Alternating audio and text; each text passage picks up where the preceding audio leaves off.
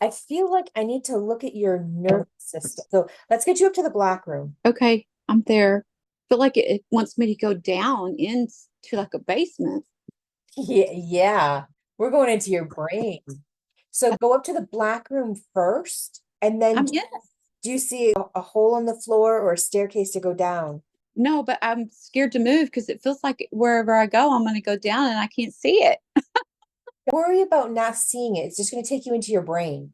Okay, Tell me when you feel like you've landed. I'm landed. I'm putting something in your nose. They're having me do a nasogastric tube, an NG tube Hmm.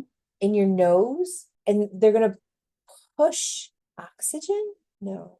They're pushing something in to awaken your brain. It's at the soul level. Feel like my arms are shaking. Like they're all, I'm sitting Indian style, and my arms are on each leg, but they're moving back and forth. I don't know why, but Let them they, do. We're in the detox. So if your hands are moving, it's probably because the nerves are moving. yeah, they're getting somewhere in there. It's some combination. Now my head is moving back and forth. Uh-huh. Nervous system. So Maybe heavy metals. no, it's just fear. We're just focusing on fear detox. Okay. Your intelligence pushed me back and asked me to step out of the way so that it can do what it needs to do. My presence in your body was interfering with what your system needed to do for you. Okay, it stopped. It's like oxygen plus something to open your brain. Fear for you robs you of, I was saying for everybody, as like for you, Adrian, no, this is the rule that applies to everybody. Fear robs the brain of oxygen, this combination. So the Hmm. fear compresses, it robs the brain. It's a primitive response, adrenaline, you get into the tunnel vision of survival. And so fear robbed the brain. I'm looking at just the fear detox portion of this, and it's going down your left leg or going up your left leg. It's in your left leg. Remember the stockings that have the line, the seam down the back of the leg, the vertical? That's how I'm seeing it. So I can't tell if it's going up or going down, but it's like this protruding vein of energy that is fear. Hmm. Well, my pain's on the right side. So it's probably the right side is so worn out it can't handle it anymore. But right now I'm kind of I don't know what's going on, but I'm feeling my body going like my top of my torso and my head and everything is going back and forth. It's rocking. My body, my lower body's not, my top body is. It's almost like when you're a little kid and you're trying to comfort yourself, you'll sit there and kind of rock. It's like I'm trying to calm the inner child. Yeah, absolutely. I think that's my telephone line into your body is the left leg. I keep calling it a telephone line and I didn't realize I was doing that. So it's detoxing fear because an emotion, single emotion like grief can get stuck in the lungs. Fear can get stuck in the nervous system. So I'm looking at the nervous system as that squid. If we just take the nervous system out and just all of its lines of the nerves, it pulses.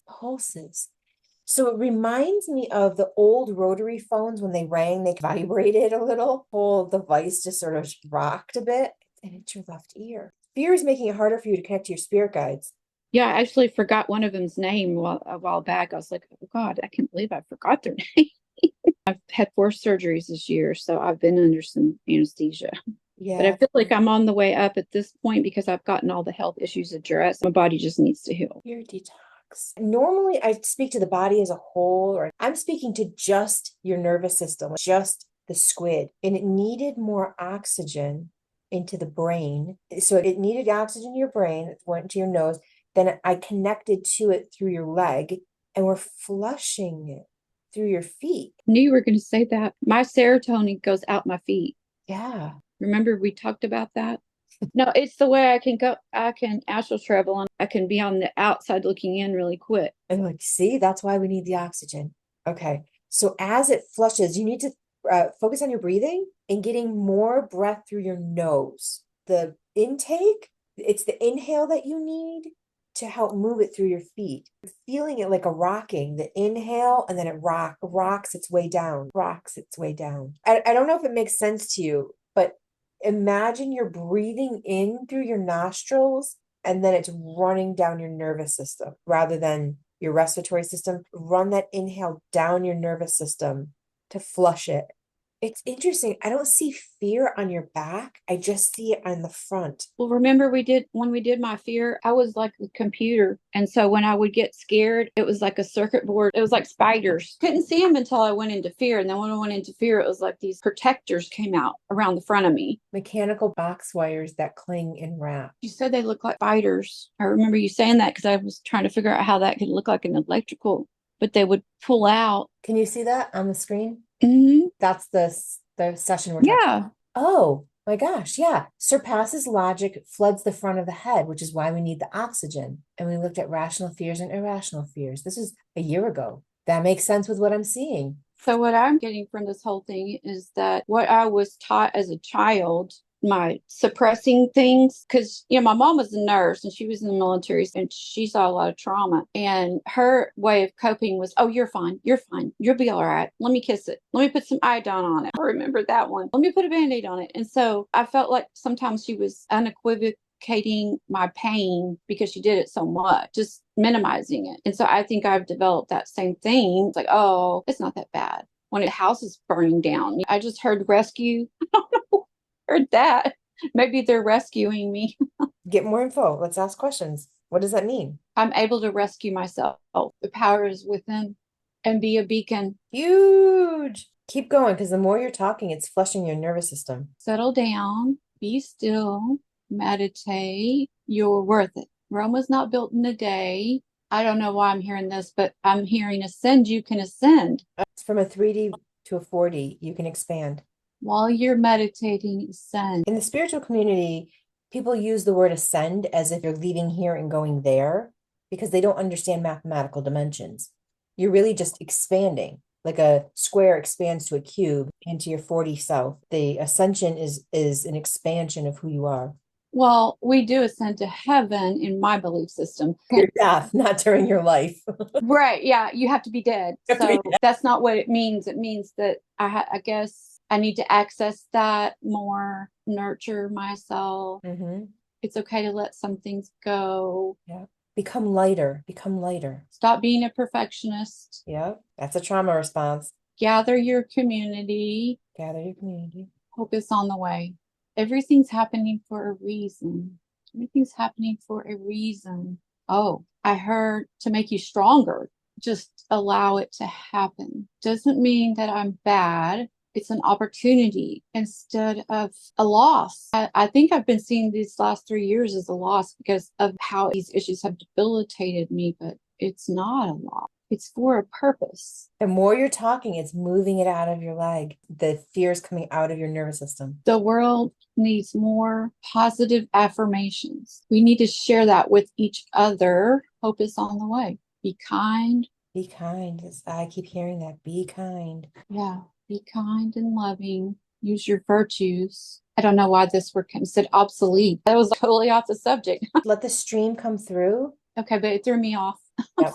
Okay. On the way, be kind and loving. Use your virtues. Obsolete. It's just another sentence. Keep going. Those are obsolete. Those are obsolete in the world today. Positive affirmation, loving, kind, empathy, no shame, acknowledge, allow, and get to the other side. Use your beliefs to get you through it. There's no shame. I'm here to help you. Help yourself. Is this my subconscious? Uh-huh. Wow. Yeah, this is your subconscious. This is your intelligence talking to you. That's who talks to me. Help others see the truth. We create our own discomfort and pain. Acknowledge it, allow it, and get through it. Don't skip those steps. There's no shame. Move through it. Walk through it. There is hope. Now I'm crying. Keep going. It's a message for everybody. Being broken is how we get strong. We acknowledge it, allow it, and get through. That's the purpose. When I don't acknowledge it, I suffer. And then the other thing that came to my mind was codependent. I don't know why that came. That's so weird. That'll play later on. Fight your own battles and use those as examples to help others fight theirs. It's okay to need help, and you know how to ask for it. Be the beacon. The power is in acknowledging it, but you can't allow it unless you acknowledge it. How do I acknowledge it? You take time to be still, rest, nourish yourself, and cry if you need to. And it's okay to be wrong. How we grow. It's okay to see others around you with their problems and issues. Oh, I don't have to rescue them. They will find their own way to be rescued. Just be the beacon. Always forgive. Oh, that was really strong. Without forgiveness, we have no humility. Without humility, we can't be humble. The ego gets in the way. I'm here to help you. Relax, enjoy life, and let people love you. Don't focus on their faults, focus on their beauty. I can't give grace. They have to ask for it. Not everyone understands that, but they will in their own journey. Letting go of regret and injustices for children and giving it to God. Let Him be the one to give the justice. Let Him be the one to show who He is. The world is in an awakening. It can't be done without help. We have to work together, not against each other. Don't find fault. Find the beauty. Find the silver lining. It's there. You just have to look for it. There's a reason for everything. So don't discount what you're going through. That's how we heal. That's how we heal. It's okay to spend time with the pain. You're worth it. Forgiveness is the best way. It's the only way. It's okay. It's going to be okay. I feel like I'm near the bell. I feel like I'm near the bell now. I can see my family and they're all cheering for me, letting them love on me. Savor the moment. Take a moment to just feel their energy. We know you're not perfect. No one is. Forgive yourself. There's no shame. Now they're leaving. One by one, they're leaving. We love you. It's going to be okay. Gonna be okay. Wow. So when I talk about them, they, that's what I mean. I felt like I had a revelation that all this time my brain was telling me that when you're a little child and your mother's trying to discipline you and you're always going against them, you're going, no, no, no. I feel like I was that person the whole time. And because I can find fault in people really fast, I just can just look at them, know it, get it, see it, which can be a curse sometimes, but can be helpful at other times. So it keeps me from being in harm's way. But now I see that when my mom was telling me it's going to be okay, she was doing it with love too. It was the best way she knew how. It was through her trauma response. Exactly. Well, how's that detox going, Annie? Well, golly, I didn't think we were going to hit your subconscious tonight. Oh, yeah, it's there. That's how you should be connecting to yourself all the time. How powerful that wisdom is, and it's already within us. We just have to be shown how to get there. In detoxing the fear was blocking you from that connection. Yeah, and I think it was also blocking me from my guides. Yeah, absolutely. It's too heavy of an emotion to be present in your system, to be aligned, to be attuned. It's too heavy. Out of your nervous system, we did what we would be doing in QHHT. What I feel like I experienced is that I just went through a timeline of my life. I didn't see it and I didn't see what the problem was, but I felt it, which is what I needed to do because I was never given the permission to feel it. Just like the doctor, when the doctor said, oh, you can't be in that much pain. Somebody discounting me for what I knew was true can be a fuel in a way because it helps me realize that the person that I need to maybe figure out a different way to go about dealing with whatever that situation was. And sometimes they're right. They're really right. But sometimes they're wrong. And they're really wrong. And they're not a bad person. It's not about being a bad person. It's just about my truth. What's my truth? Your true truth, not through the lens of fear. Yeah, my true truth. Yeah. I have to identify that because if I'm not careful, I can get around somebody that can lower that vibration. And if I'm not using my discernment to go, well, why are they saying that? I have to ask that question. Why are they saying that? Not, oh, they're saying that to me. They're terrible people. I can't believe I'm going to go tell all my family and everybody else in the whole freaking town. No, it's not about that. I'm wasting all that energy on something that I could be focusing on me. Okay, well, why did they say that? Wait a minute, let me meditate on that. All these things come and I get the true truth. Like you said, it's like, okay, hold on. There could have been some truth to that, but why? I got to work on something now. I have to work on it and be more cautious and be more aware of it. Because I know you and I talked about this about illegal immigrants. And that used to be the verbiage. Now it's just they're immigrants. There are some people out there that are criminals. We have about 30 million legal immigrants. Most of them are Asian that are here with legal reasons to be here. Yeah, we don't know what's going on behind the scene. We can come up with our own truths and go, why are they here? What are they doing? But it's just another distraction, really. Yes. To not look at me through the processing of what I've been through here lately. It's like, wait a minute, that's a distraction. You better get busy helping people that really need help. Above all else, take care of your neighbor. Oh yeah, love your neighbor as you love yourself. Right? Yeah, and if we're not doing that, are we enjoying being in that toxicity of that? Are we a part of the solution? Yeah, is that really the solution, or is it better to say welcome and we'll get through this together? Now you're part of us. Let's find more humane ways to take care of the situation. Yeah, it can be really hard for a lot of people that are struggling. Yes. But do you want to focus on the negative or the positive? That's the question. And I have to ask myself, is that a negative vibe, or is there something else I could do to make it more positive? Because if I'm not, might be part of the problem instead of the solution. Yeah. Let this voice within you guide you. This is the voice that helps you be a part of the solution. It has wisdom far beyond our mind's ability to comprehend. It will guide you where you need to go, and it'll guide you in the right direction with true truth. Or how about absolute truth? Absolute. What I got. Yeah. There's tools to get there because we're human. We make mistakes. Yeah. That's the wisdom, right? Wise elders didn't get there just because they aged. They got there because they really had to learn hard lessons. And those lessons gave them awareness to help the next generation cross the bridge into maturity. Well, those lessons gave them knowledge to help others if they're aware of their connections that they have with another realm, whatever that is to them.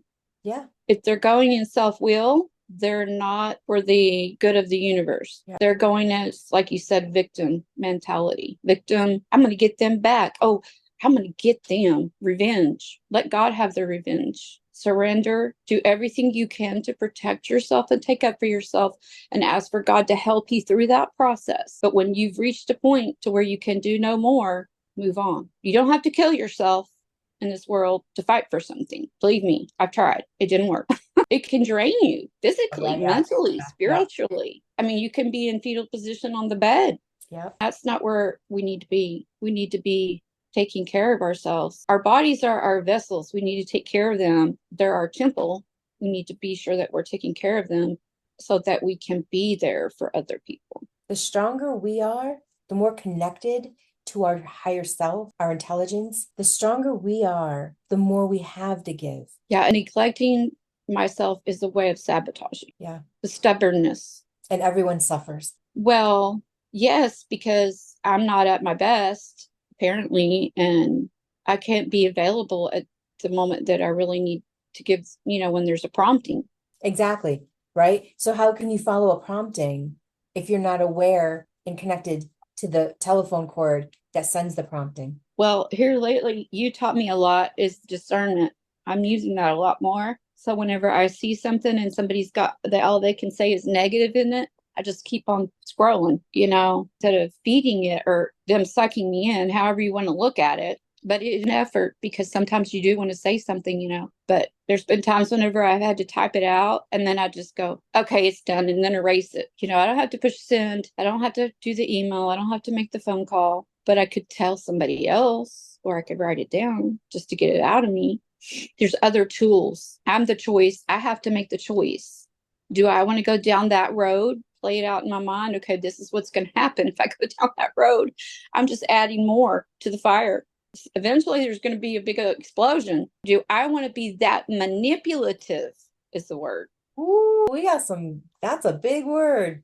Yeah. Do I want to be that manipulative and controlling too, to try to get somebody to see something that could cause more grief than happiness. God loves us all. Even when we make mistakes, he loves us. We're supposed to make mistakes, but we're also supposed to learn from them.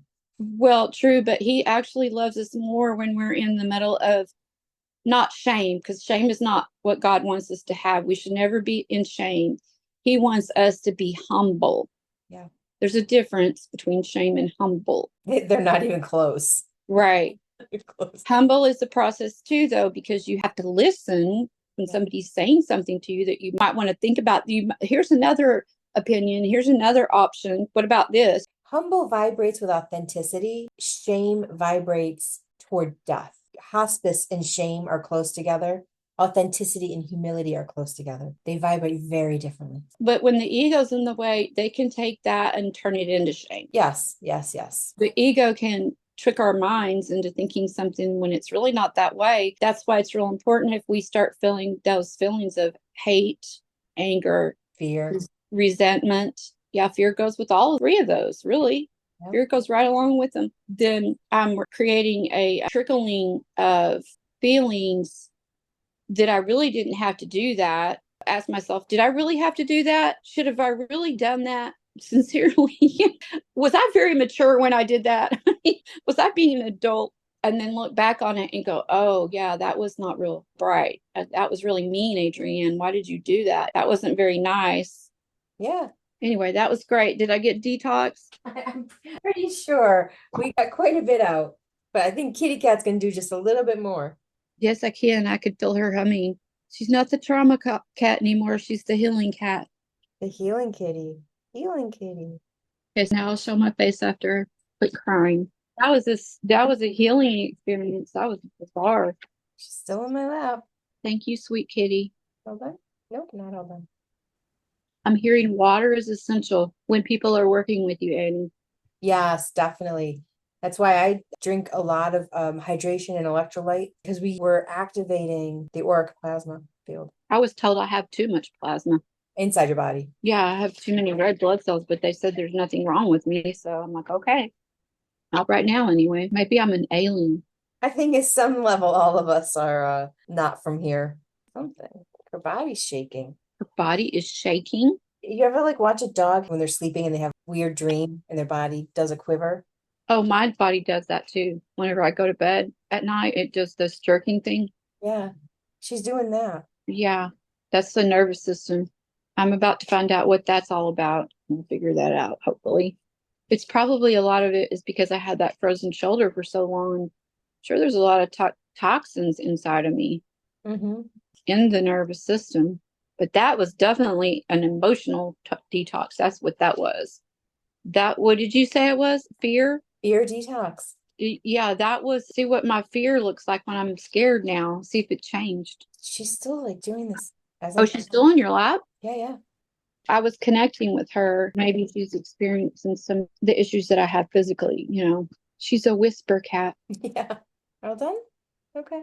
Come back down from the black room.